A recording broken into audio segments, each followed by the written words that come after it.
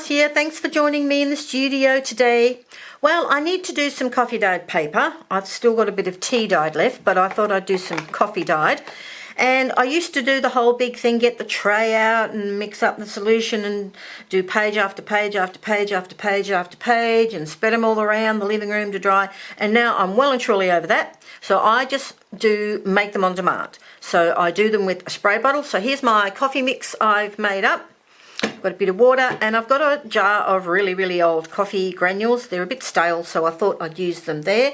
I've got my paper. I've got some sheets of just bog standard copy paper, and I've got this paper here. It's called straw paper. It's like a slightly thicker newsprint. It is a little soft and a little absorbent, but I've got some offcuts here because the sheets I've got are quite big, so I thought I might use those. I think there's another one there. Nope. I've got a doily to act as a stencil, and I've actually got a stencil. So I thought I might show you very quickly how I do my coffee dyed papers nowadays, and once it's dry I will come back and show you the results. Anyway, come along with me and see what we can create today.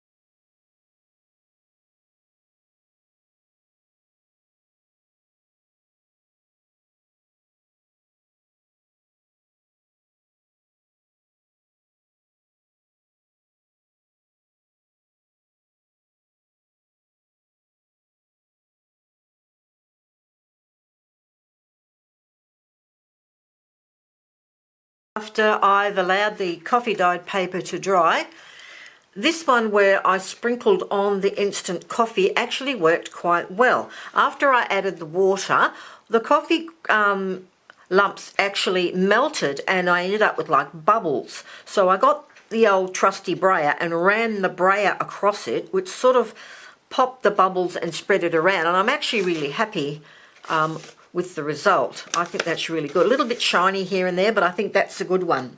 This was the one that I scrunched up and poured sprayed the coffee on, and the top of it is actually a bit disappointing. It's pretty ordinary, but the back of it is really cool. So I'll give you a good close-up of that.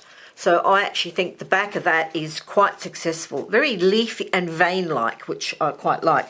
And there's the doily that I used as a stencil. So it's a very thin doily, but I think I got a nice impression on that, so that's going to be useful. And here's the one I did with the doily in the upright, the normal upright position. It came out quite nice. I think there's some good aspects there. And this was the doily flip. This side's not that flash, but I think I've got some nice images there. I'll just grab the other ones because I forgot them. They're over here.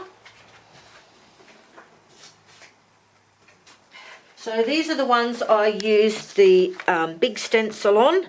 They came out quite good. I think the I didn't over flood it, so I think the lettering is actually quite clear. And I quite like that. And this was the stencil flip on the plain paper, and I actually think that came out really well. So all in all, a small amount but I don't do the really big amounts anymore, and I had room on my work table to just lay them all out to dry them. Which one do I like the best? I think I like this one because it's very leaf-like, followed by this one only because the colour is really intense. Now, colour depends on the strength of your coffee. This obviously was strong because it was the coffee granules direct. You could even crush the granules up even smaller to get a more motley effect. But I did have a reasonably good strength of coffee in my spray bottle.